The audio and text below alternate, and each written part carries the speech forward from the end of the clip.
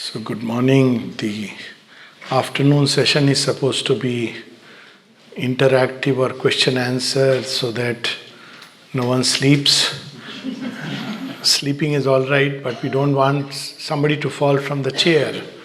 So, when we close our eyes, just think that we are praying for you. I know, I don't mind. I am good at this old game. In all my afternoon medical college classes during anatomy, they show us bones, hard stuff. So I used to feel very sleepy, seeing all that. So I used to sit and like this doze off. So once my teacher noted, and conveniently I would sit in some little behind so that I am not caught. So once all the tricks of the trade. After all, Lord Krishna's children. so, so I was nudged by my friend and I got up and my teacher asked me that, Alok, you are sleeping? So I said, no ma'am, I am meditating.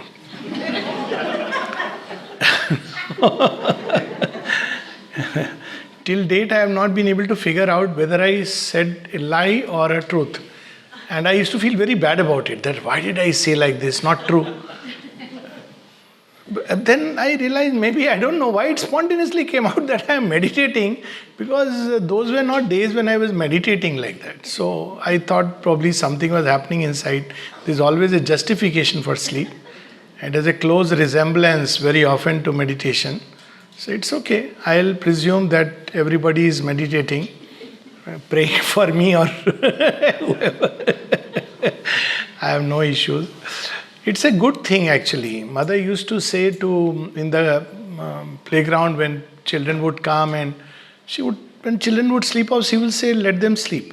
Because basically what we are trying to do here is not an intellectual query in like a classroom, like a board. That's not how yoga can ever be transmitted.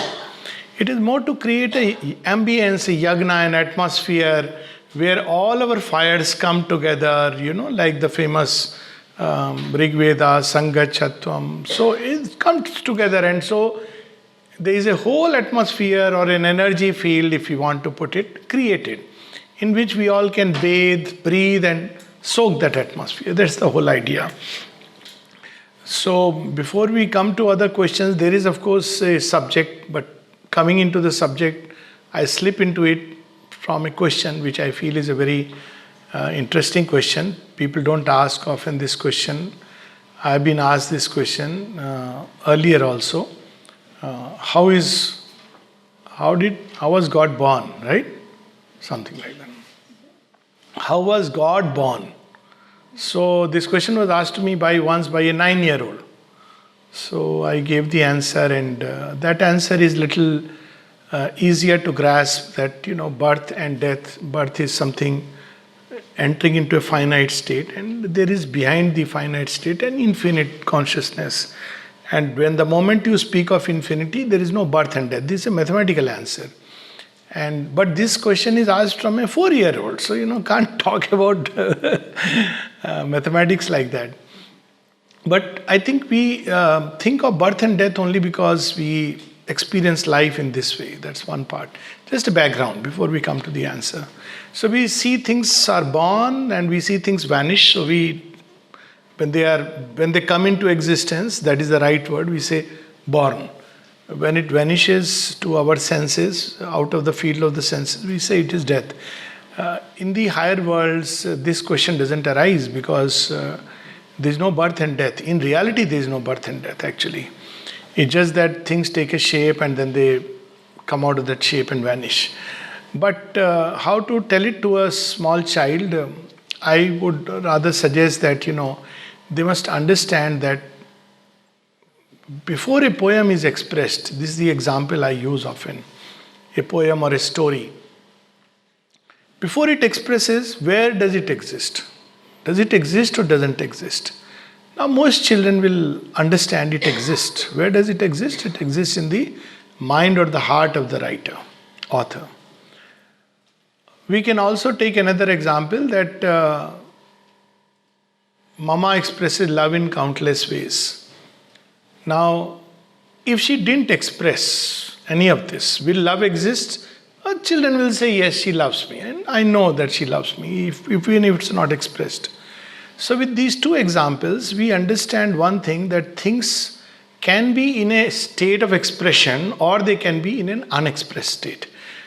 This is a term more convenient, though not perfect, of saying manifestation and unmanifest. This is the way to understand. So, all creation is an expression. And even if creation vanishes, there is something which remains in its unexpressed state. A modern example also is very good, that you see the images in the TV, program in the TV. So where does the program come from? So it comes through some signals, catches, the TV catches. Is it created by the TV, in the TV? No, it's not created by the TV or in the TV. It is created elsewhere and it's transmitted through the TV. So TV becomes a recipient which gives form to something which is in the form of energy packets. This also children tend to nowadays understand because they have grown up on that. And before it has taken even this formless state, it exists somewhere in the mind of the person. And it is such a profound truth. You see, ideas don't die.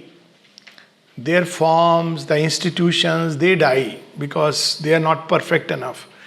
Once we say that, then the moment we understand that things are in an unexpressed state. So where is this unexpressed state? It is a state which doesn't have a form. It's just like a formless state. And children can be given this exercise also, even small children, that you want to draw a fish or you want to write a few lines, they're given. Now you just contemplate on it and then you write. So suddenly thoughts will come, pour in, form sentences and they'll write. The moment it is expressed, then it becomes subject to time. That's why they die. This is the big challenge of the immortality at the physical level or other levels, because the moment you express something, it is subject to time. That is the reason why Sri Aurobindo would not announce a fixed date. The mother actually announced when she spoke of 14 months, very difficult months, when she said that at the end of 1954, 31st December, she said the next 14 months are going to be very difficult. Precisely after exact 14 months, the supramental manifestation took place. So this was the indirect way of announcing a date, but it's not announced, because the moment you have announced, it can be attacked. Have you ever seen that the moments you speak words, then they are subject to all kinds of interpretation, misunderstanding, chaos. So what they need to know is that actually there is no birth and death, there is expression and a lack of expression or unexpressed state. Now, how this unexpressed state came into being? It is in a formless state. That's the highest you can go. And then there is no question of birth and death, because it is in a state which exists for a child. And if a child understands this much, it is actually quite a big advance.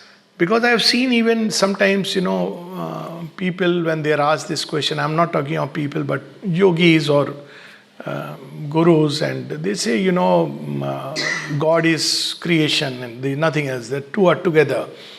And if there is no creation, there is no, it's nothingness. But it's not true. There is the manifest divine, there is the unmanifest divine. Now I'm taking it to the next level. And there is a state of consciousness in which the two are yet together, the manifest and the unmanifest. You can go on saying manifestation itself is eternal and temporal and keep going into that. But essentially it's enough to know that there is a manifest creation and there is an unmanifest creation. Unmanifest creation, when it manifests, it creates storms, it's a new thing, and the whole creation has to adjust to that. After all, that's what supramental manifestation is about. It was there, but it had never manifested itself. So now it has come into manifestation. So it's bound to create something new. And the whole manifestation has to adapt to it. It has to adjust to it. And of course, there is something which always remains, the unknowable mystery. It's good to have that sense of the unknowable, that beyond it there is an unknowable which one has to actually experience and know. And that is another example which I often give with regard to both children and adults. So I tell them, see, supposing I have gone to Himalaya. Not supposing I have gone to Himalayas and seen the snow-clad peaks, and now I come and describe it. So what do? I describe in a book form. I describe as images. I can show a film, and you will get a aha experience. Very nice. But this aha experience is only a replication or reflection of the original aha, which you get only if you climb the mountain. You know, Sri Aurobindo at times would say that a particular person, he had the experience of the self in the mind. There is a whole canto in Savitri, in the self of mind. So, how, people often, very often, they get an experience in the mind, but they think it is the authentic original experience. No, it is a reflection. That's why we read about the moon. Moon is the spiritual mind. So, it is not the original light, it is a reflected light from the sun. So, if we are in the higher spiritual consciousness and not yet the supramental, we'll have indirect reflected experience, which we may think as true. They are true in only one sense, that they are reflecting something true. But that original experience can only be had if you actually walk the way. So, this is the beginning. You get an aha. Some people get the aha, some don't get the aha. Hearing about something. Then you walk and walk. And when you reach there, that mystery, that experience, that expression is left to each one, because it's a beauty in it, it's a wonder in it. So it's also good for everyone to remember that there is an unknowable. Now this unknowable cannot be known only in the sense that it cannot be known by the present human mind and the present organization of senses. So we have in Savitri a whole canto in the pursuit of the unknowable. Pursuit of the unknowable. But it can be known by other ways. So this also can be explained to the children that, there is a mystery which you can know, but to know it, you have to develop certain faculties, senses, certain colors we cannot see, certain sounds we cannot hear, but others can hear. Children ask this question that, why I can't see God? So I tell them that, look, even seeing the sun is so difficult for us. Sun is existing. We feel the warmth, we know it rises, the day changes, everything happens. But if you directly look at the sun when it is rising, or at least when it is risen, it is blinding to the eye. So we cannot see God because we are not yet ready. Not yet ready. So it remains an unknowable mystery. But a day will come when we can develop ourselves, and we should grow in that direction. So we have the direct experience. So these are many analogies which we can give. For instance, now people are trying to send a solar mission. Eventually, now it is going almost till 56,000 miles close to sun. That's the closest. So we don't know. It's a mystery. The sun is a mystery. But a day would come when we will advance toward. Then we'll have the original understanding of what the sun is. Though even from 56,000 miles we can get some idea. This is itself a big change. So that is how we draw nearer and nearer. The nearer we draw to God, the more we understand Him. So here on this ground, we can understand thus further and no further. This is the way to communicate this truth. With this, we slip on to the next, which is not next. There is no next because it's all oneness. So the subject is towards human unity, and I find this question very, very good, very interesting, because all things before they express outside, they enter into an unexpressed state. That's why it is said the dreams of today are the realities of tomorrow. So we should be careful what we are dreaming about, what we are thinking about. What we are thinking, it's not thinking. Wherever it is coming from, for a moment we leave aside the entire occult dimension of life. Wherever it is coming from, will try to press itself into physical reality. And if we don't work it there, a time may come when we may spin out of control and it expresses itself. And then we say, oh my God, such a terrible thing happened. Well, I allowed it to happen. For a long time it was there in an unexpressed state. It is known, and the good side of it is that if an aspiration is born in us, then it's a sign that it has already been granted at another level. You cannot aspire without that. Aspiration is only a mechanism, a means by which we are being prepared to receive what has already been granted at another level. So aspiration is like fire which is preparing the pot.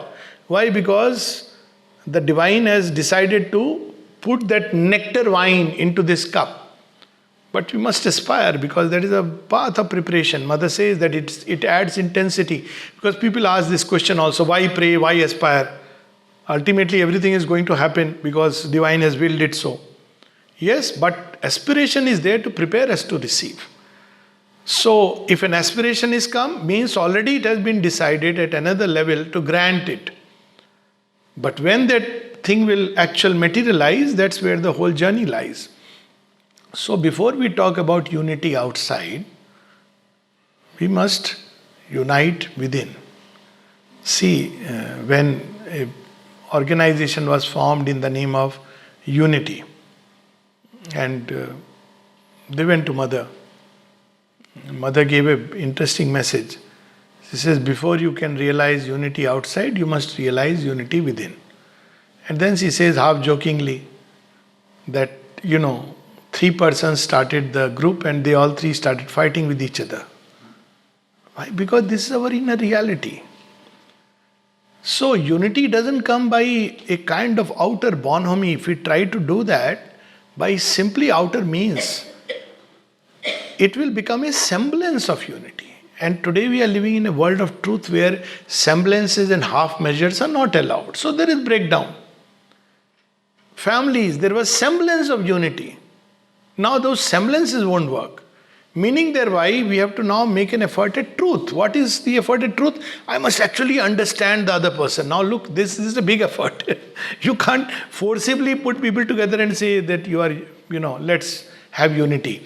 At the same time, the fact that we all aspire, most of the people nowadays, I believe, do aspire for unity in one way or the other.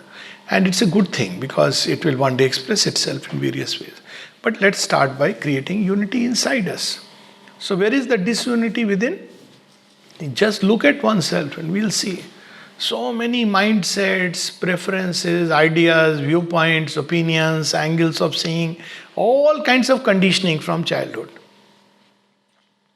And it takes a tremendous hold upon our consciousness. And we live and move around like that. It's a living chaos. And it begins to express itself all around in countless ways. Otherwise, if we try to do it outwardly without resolving this factor inside, we will create chaos. It's like, for example, putting something true and untrue together and saying, let's have a unity. It doesn't work like that. It will create more chaos because there is chaos inside.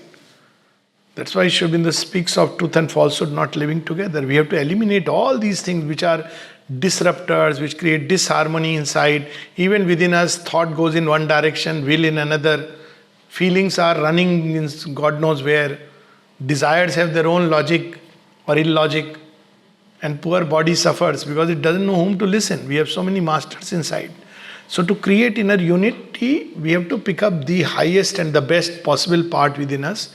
Normally, in most people, it's the higher mind. And with that, or discerning intelligence, and with that we try to organize our life. When we create some kind of a unity within, we can begin to have some unity outside. That's why there was a dream in 17th century, 18th century, that one day we can have a rational order in which people can be united. But this rationality can, to an extent, create unity. It is not yet the ultimate hub. The hub lies deep within the heart, and that's why the emergence of the psychic being is so important.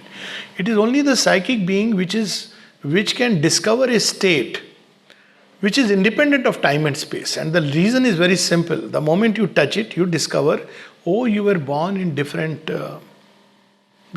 dimensions. You were born in Greece, you were born in Russia, you were born. So when you deal with everybody, you know that, well, it doesn't matter who is born where at this point of time. Because spontaneously this knowledge comes. The psychic being carries all these imprints. And even if we don't recover this memory of past life, it's a tricky space. I don't want to get into it. All kinds of things are happening in the name of memory of past life. But even if we don't, the imprints are there, and therefore we very readily emerge into a state where we understand that, well, regardless of where you are born and what your outer thing is, we are one, because we have all gone through. Another kind of unity also developed because we begin to discover that we have gone through all the states and stages through which maybe others are passing. So there is a greater tolerance, generosity, greater understanding, because you have gone through all that, and those memories come back because they are as imprints in the psychic. It has gone through countless experiences. That's why if we really want to create unity, even within a small space like the house, we have to discover the psychic being. I come back to the same thing. This discovery, I can say for sure, it is the most practical thing to be done. Because without this, we are leading half a life. We may think, oh, I am enjoying life. It's a half a life. But with this discovery, we discover also the source and fount of love. Psychic being, because it's directly open to the divine within, to the universal consciousness. Therefore, it spontaneously draws its quota of love, is constantly receiving the inpouring and outpouring of divine love. So it doesn't need to look for, give me this, give me that, I want this. It doesn't want anything. But what it does, it pours itself out in countless ways. Because that's its state of giving. It's natural for the psychic to give itself more and more. The vital can also do it, but it does in a different way. So we must discover this hub. The hub of unity within us is the psychic being, the central point in the heart, and even we know that physiologically that's the place, center of the chest, where there is the electrical neutrality. We spontaneously identify with it. When we meet people, and if you have to say, somebody says, who are you, or whatever, some gesture, I am. So if I have to use a gesture to indicate I am, I will not say I am. If you do this in India, they will think you are very unhappy. Matha phoda hai. I am. Or you don't touch the belly and say I am. You say I am. I am. This is spontaneous. Nobody has to teach us this. Because we know that the true I is here. And when we discover this I within us, we discover it's the same I in everyone. So there is a sense of universality of one family and everything. That's why Sri Aurobindo says this unity has to be created on the basis of discovery of the one self. Which also means that so long as we are very much outwardly tied into so many knots of the ego, of individual ego, my caste, creed, language, state, race, color, then it's very difficult because I have tied myself to 100 knots. So one of the first things which the mother advises, if you want to discover the psychic being, she says, discover in yourself that which is independent of time, space, and the circumstances of our birth. Independent of that. So that's the direction we must take. If we want to have unity outside, let's go inside. Then unity will become natural, and a unity not only with human beings, with animals, with plants, with everything. So this is just a little basis and a background. Any questions on this or any subject? I have a question with regards Yes. to the ecosystem right now as it stands seems to be at the brink of a collapse, with bees dying and 60% of the species extinct, and the oceans are clogging up with plastic. All these things create a great amount of distress in me. How do we raise above these things and keep some kind of equanimity or equality? How do you have any tips for us? No, it's a good thing if we are concerned about the ecosystem. It's a good thing. We don't have to. Equanimity would not mean indifference. Equanimity simply means when we work into these things, we don't experience that inner distress. That we have to root out. Of course, we have to work. We have to be concerned about the ecosystem, the plastics in the oceans, and all the things that you are saying. is quite relevant. And if we care about the world, we must care about, we must be concerned about what's happening. But what equanimity is, that the inner state is in a state of quietude. And why does it develop? How does it develop quietude? Like for example, in the Gita, one is fighting a battle. But Shri Krishna also says, don't have any hatred. Now, that's the difficult part. Becoming indifferent is the easy part. Becoming indifferent, one doesn't need equanimity, one needs to be terribly egoistic. How do I care? Oceans are clogging, let it clog. I am not going to see the doomsday. That's not a good state, that kind of indifference. Equanimity means that I'll do whatever work is given to me, but I understand that there is a deeper wisdom that is operating, which will work itself through everything. This trust is the basis of equanimity for one form. There are other ways, philosophic and other. You can take a philosophical approach and become vaster than all the several creations and say that, look, I have a role to play, I play this role. But it doesn't matter, Earth has collapsed several times and come back. But I will play my role because that's my role to play. But what we should also remember, and for this I go back to an example. Imagine a state billions of years back.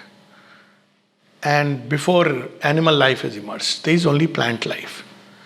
Now I'm sure the plant species must be wondering what's happening. Why? Because they are dying of oxygen. Plants need carbon dioxide. They're overcrowded. They don't know what to do.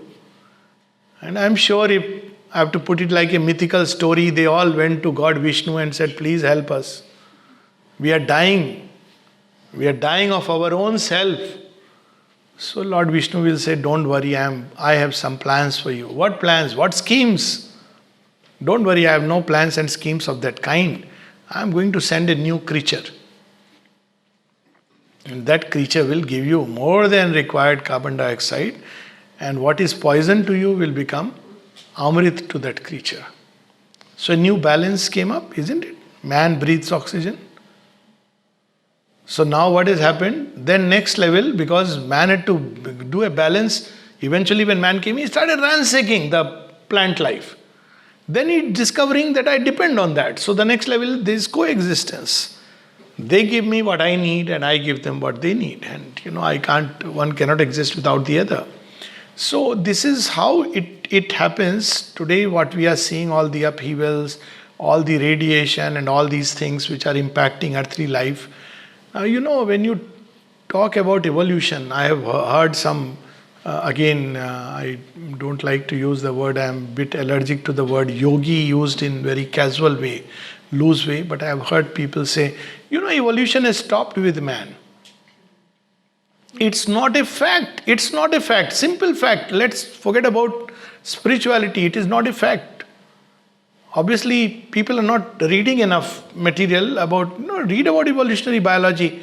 Evolution has not stopped with man. Evolution is continuing. And I gave one example. There is another very interesting example, by the way, of evolution taking place, continuing to take place. And we ignore these small things.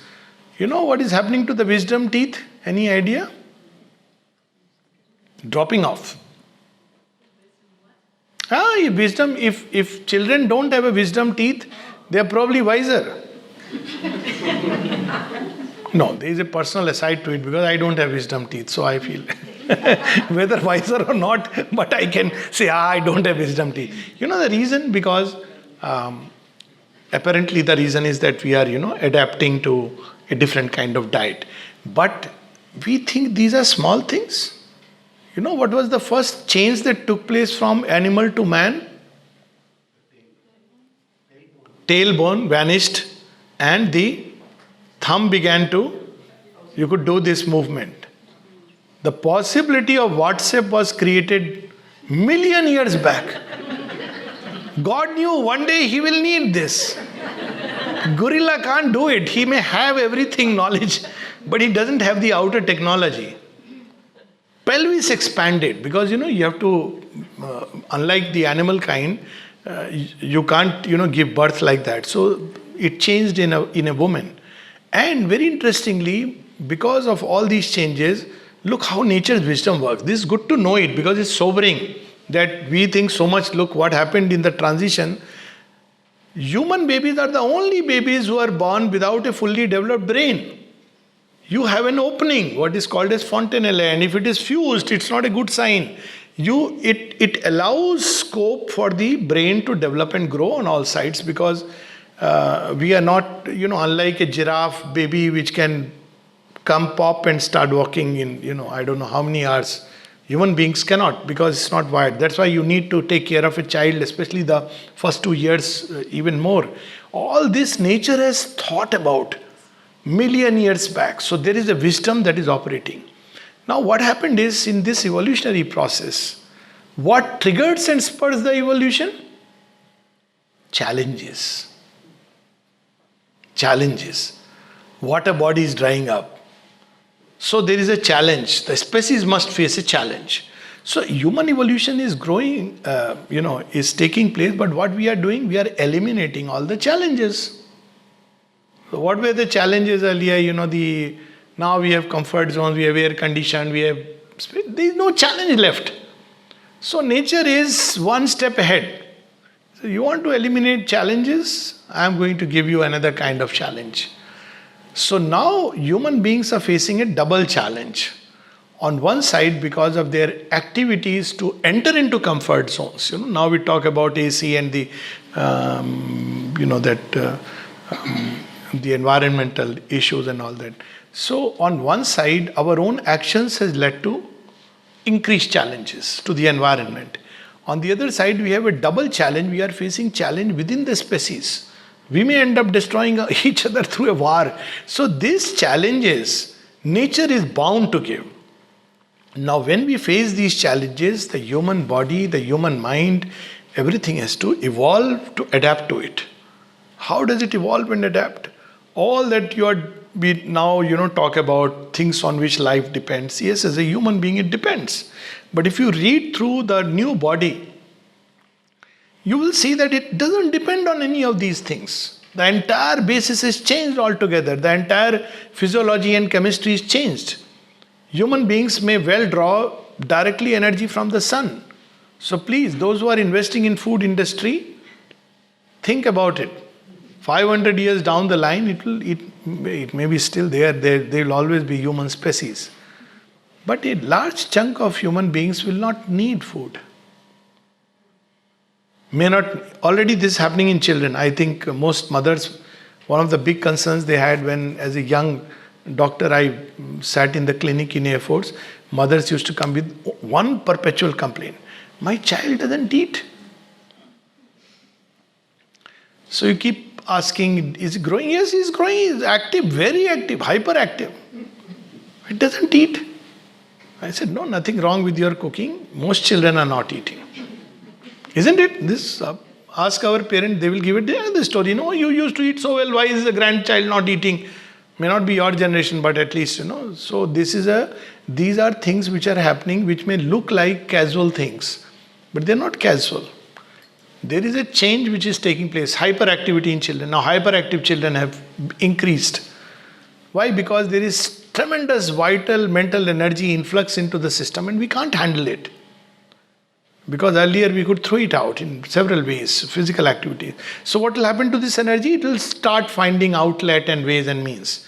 So a being with a new body, which eventually will come maybe 500,000 years down the line, will not need these things.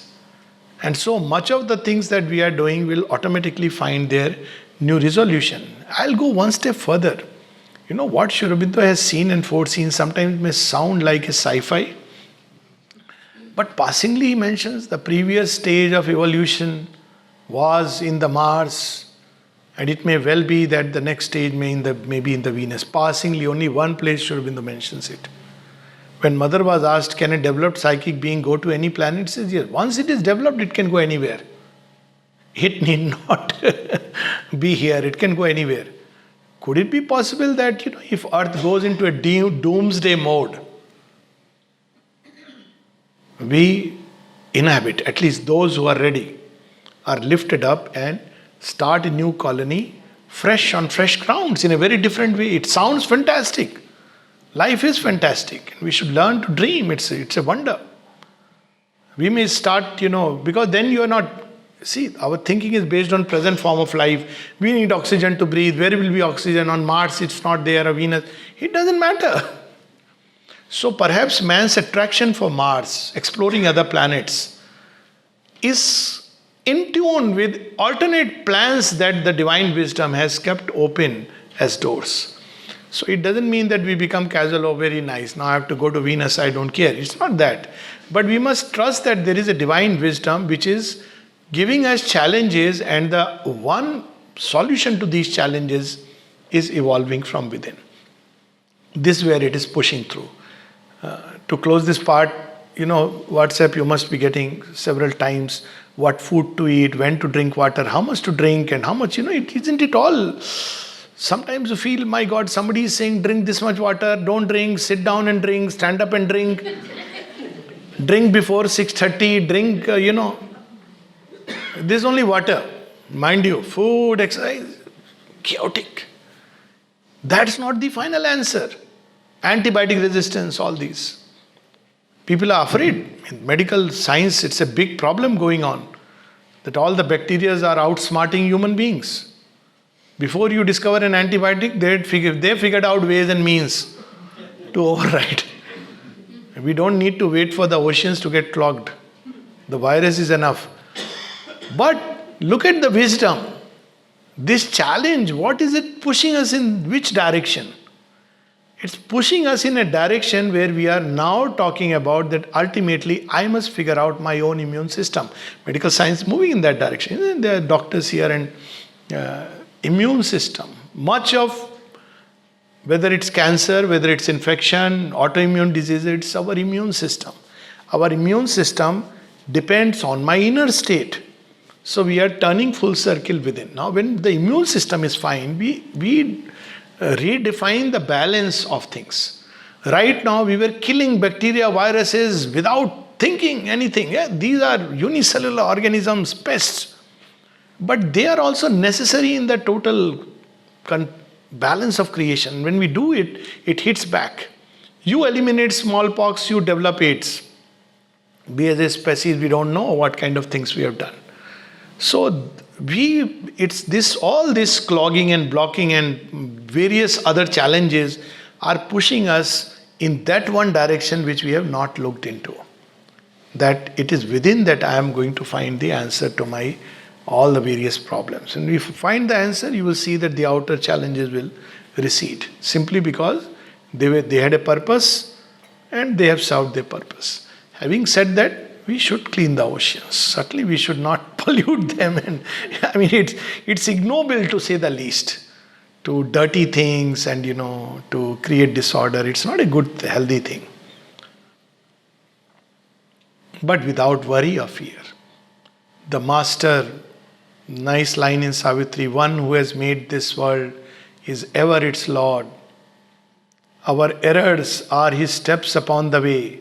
He works through the fierce vicissitudes of our lives. He works through the hard breath of battle and toil. He works through our sins, our sorrows and our tears. Whatever the appearance, we must bear. His knowledge overrules our nescience. Whatever our strong ills and present fate, when nothing we can see but drift and bail, a mighty guidance leads us still through all. This guidance is not only individual, it's the whole collective. All through history of evolution is full of this story of Noah, story of, King Satyajit. All these are stories which show that there is a guidance which leads us through all this. So without worrying, without fear, and with full trust in life, in destiny, in the divine, we must do what we must do, regardless of success or failure. Yes, please. You mentioned about manifestation and unmanifestation. Manifestation of this world is like a three-dimensional world, having width, length, and height.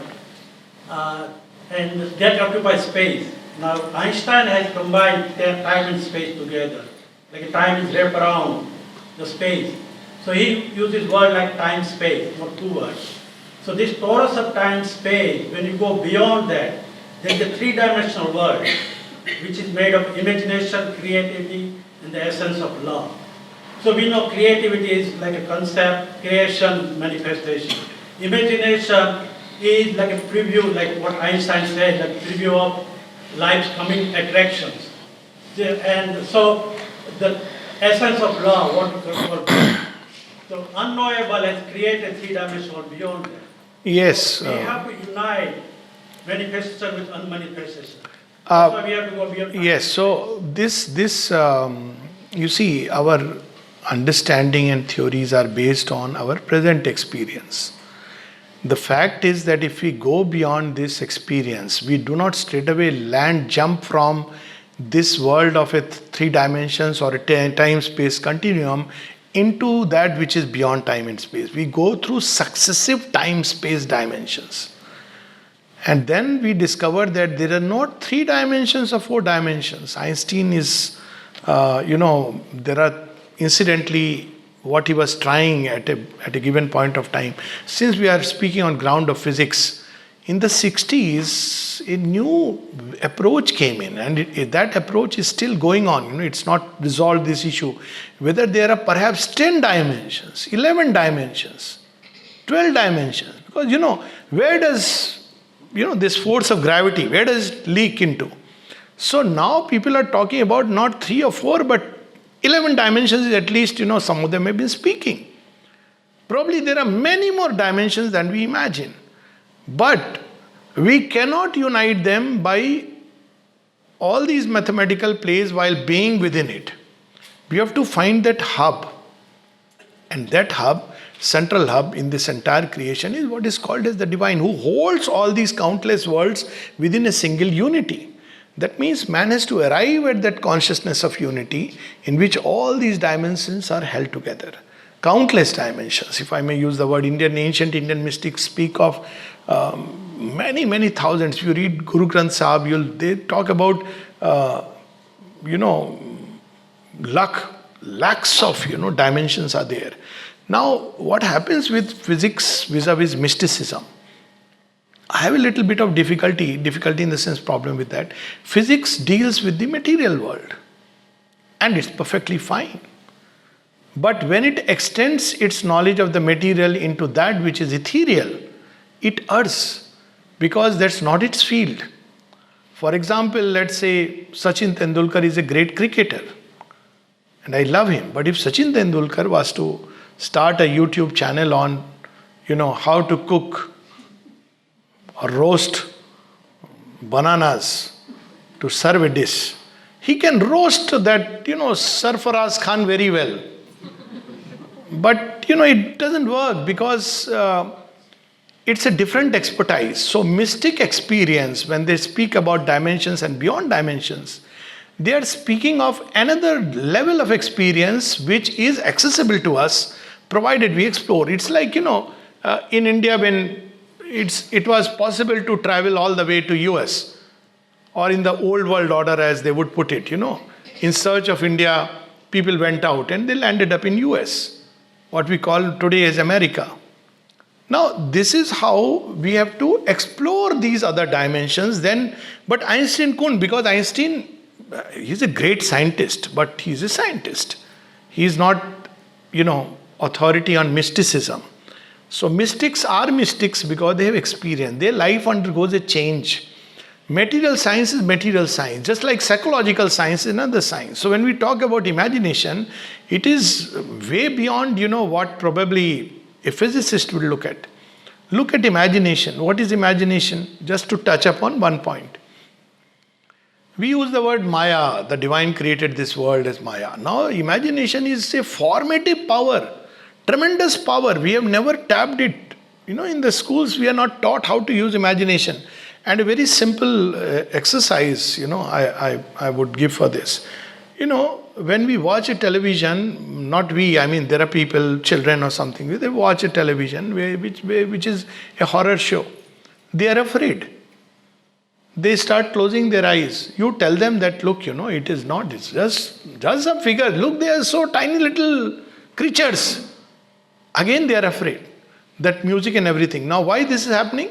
Actually, the mind does not distinguish between what we call as a virtual reality and what we call as a physical reality. Mind doesn't distinguish. That's something very amazing. That's why when you go through, a virtual reality experience, what happens? You know it is not real. But go through it and see the body will react. Unless one has learned to detach and several times one has gone, one knows, okay. Madame Tussauds Museum, go through that horror tunnel. None of this is real. Mind knows one part of mind, but that experience is very different. It hits very hard. So, it's important to treat mysticism and spirituality as an earnest pursuit of truth. Only the means and instruments are different.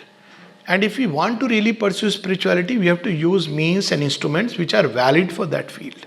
I can't understand psychology by studying atoms. I have to use other ways, other means. It may be very difficult for me to measure love. You see, since we mentioned love, now in the world of matter, you have measurement. Space is a measurement. But let's talk about something which cannot be measured. My experience of love may be limited to this time-space continuum, but is love limited to that? My experience is limited to that. Psychologists will use this language. Psychologists will not say that, love is belonging to this dimension. Say I don't know where it starts, how it starts, on a psychologist. So each field of study has its own method and it should be pursued like that. So if you want to discover truth from the spiritual or mystic standpoint, the way is to go within, to go past these dimensions. Many dimensions will come. In all these worlds, truth will reflect itself in a certain way. Savitri is a wonderful compendium of that. We see that at the material level, truth manifests as beauty of forms, subtle physical. Go into the vital, truth manifests itself as power. All the beings there, they walk with regality. The regal beings. They have a stamp of royalty. Go still further, truth manifests itself as, that love and feelings and even imaginations, all these things. Into the mind world, it manifests as ideas that change reality, reshape reality. And when we go beyond all this, then we experience that before which all disguises fail. Human mind remaining where it is cannot know the unknowable. It has to abdicate to the light and be remolded by the light. This is the only door of entry. So it is a tremendous thing, and that's why approaching it in all humility. There is so much more of the beyond. But till then, no harm in having some kind of a workable hypothesis. It's okay. Each time we have something like that. So, but yes, this is wonderful. Probably with that we could stop that love is the hub. One more. Yes, please. So the mother has mentioned that one of her, I'm going by my memory, the shloka that she really loves is Kayena Vacha Manasendriya Vidyatmanava Prakriti Swabhavat Karomi Yajnat Sakalam Parasmai Narayana Iti Samadhyami. I read it somewhere that she loves that shloka. I have not read this. Having read the entire works of Mother and Sri Aurobindo and all the associated major disciples and the agenda, what she has mentioned, which comes closest probably to what you are saying, is the word Narayana. So she speaks about 3 mantras. One of them, when she was watching a film on Bhakt Prahlad, she was moved by the mantra of Prahlad. So she speaks of that. The second mantra, I'm not talking of Om Namo Bhagavate, which was her own mantra. But other than that, there were 3 mantras which really moved her. And one of them was Prahlad's mantra. The second mantra she speaks about, Ya Devi Sarva Bhuteshu Shanti Rupen Samstita. This she speaks about this mantra. And the third one is, she says, Narada's mantra. So, Prahlad's mantra and Narada's mantra both have something of Narayana in them, though Prahlad's mantra is Narayana. And Narada uses both Om Namo Narayana, but also Narada is known to use Om Namo Bhagavate Vasudevaya. So this is the closest that she comes to.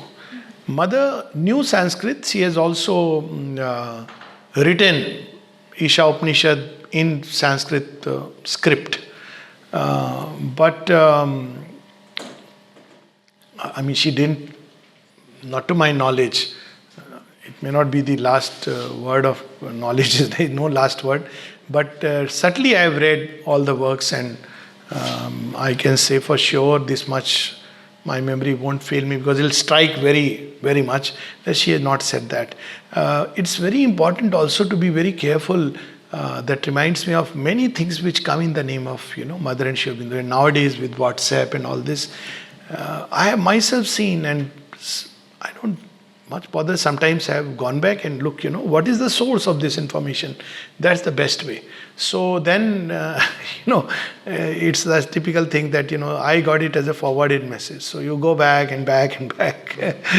Sometimes even, particularly Savitri, I've seen misquoted on the ashram notice board.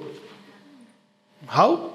Very simply, what Death has said is put as lines from Savitri. You write few lines, Death has said, bright hallucinations are thy thoughts. Down below, Sri Aurobindo, Savitri. Perfect quote and a perfect misquote. Because, it's so careful to be. Here it's okay, there's nothing wrong if you say that Mother didn't, liked a mantra, it's perfectly fine.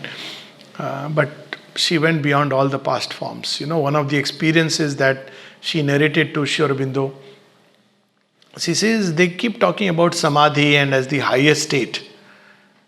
And Sri Aurobindo confirmed to her that you have gone way past the experience of the Upanishadic sages.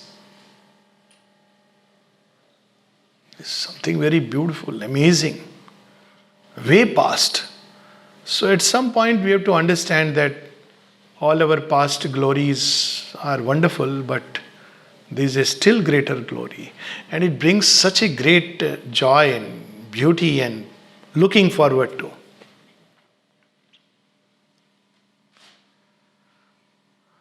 So with that we can, yes. I have one basic Yes. question, probably stupid too. If one has a unity with self, so they can interact with the other person who does not have unity. Yes. How do you interact? Oh, beautifully, beautifully. Because in fact, it helps the other person to recover his unity in whatever measure. See, normally what we interact with, we are not dealing with people. We are dealing with perceptions. You see, that's why psychology is science of perception. We have an image of people. That image is formed in our mind because of various reasons. I am not going into it. So the moment I meet, I have an image. So I am dealing with an image, not with reality. Now, when I discover my own reality, and what is that reality? The divine presence within. Spontaneously, it opens the door to discover that reality inside the other person which was hidden. Now, what happens? Take an example. A child tells me that, you know what, I don't think you know this, or something like that. Now, if I look at the divine presence within, if I am conscious of that, that babble of a child will convey sense to me. But if I deal in I have not discovered this inner unity. Oh, tu janta hai, you will teach me now. Now see, a cause of so many quarrels and conflicts are because of this. Because we are dealing with divided states of consciousness, and therefore we actually impersonate ourselves unknowingly, and we deal with perceptions of people, images and all these things. When the images are torn, you see the divine. What do? You inwardly you are going down. That's why in the best tantra, highest tantra, Swami Vivekananda speaks of it, and Sri Aurobindo Tantra Sar, it's mentioned like that.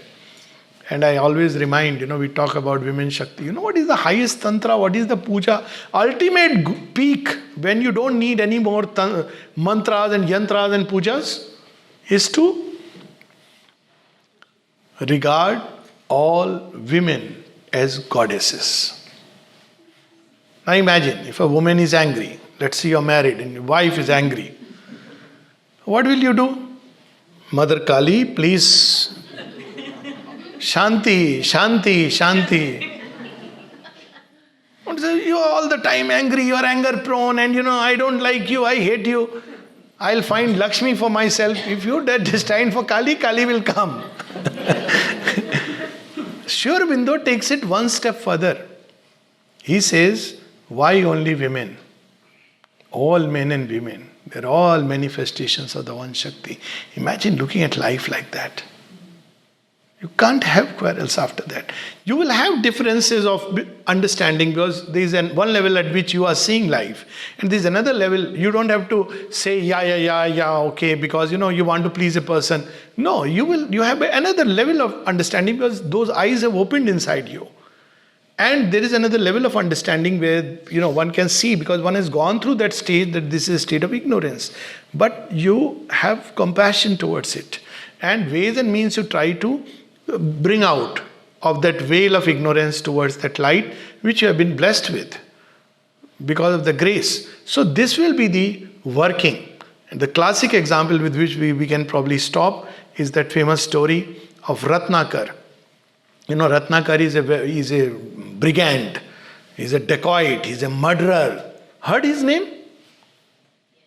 Yes, that's it. So Ratnakar comes and he waylays none else but Narad Muni. Narad Muni says, I don't have a credit card.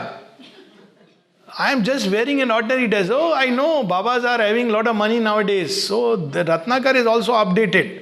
You are dressed like a Baba, you must be having 1,000 crore empire. He said, no, I am not that kind of Baba, I am a genuine fellow.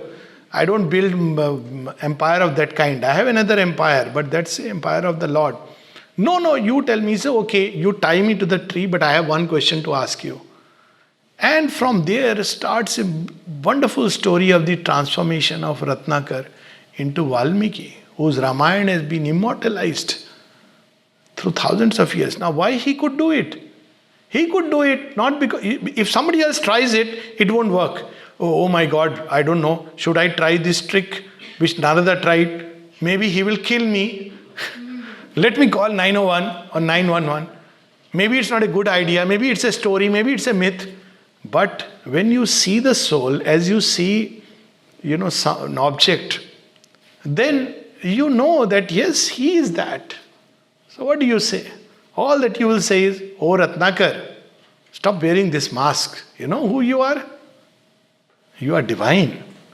And if you have realized the divine within, this one sentence will be enough to trigger in him a cascade of events and inner processes to lead us to that. That was the way. What does the Guru tell a disciple? He says, what is that knowledge I don't have? He thinks he's a learned man, goes to a kingdom, and there who is sitting, a king called Prabhahaka. He is a Raja. And in discussion, he makes this rishi see the dust that your knowledge is nothing, because he knows more than that. He's a king, but he knows more than that because he's a yogi. So he goes back and tells his father, you didn't tell me the great secret. So he says, okay, I'll get the great secret. Ultimately, what is that great secret? It's just a small mantra, Tattvamasi. You are that. Sohamasmi. I am that. Now you see, when this has a meaning only when we have discovered. When we have not discovered it, then Ravana also said, yes, Aham Brahmasmi. But he took the self for the bodily self. So when we are in that state of consciousness, things change. Sure, with those aphorisms, the tiger does not attack the yogi. He loses his violent instincts, at least momentarily, when he's confronted with a yogi. Okay, we'll stop, otherwise this is beautiful. Thank you so much.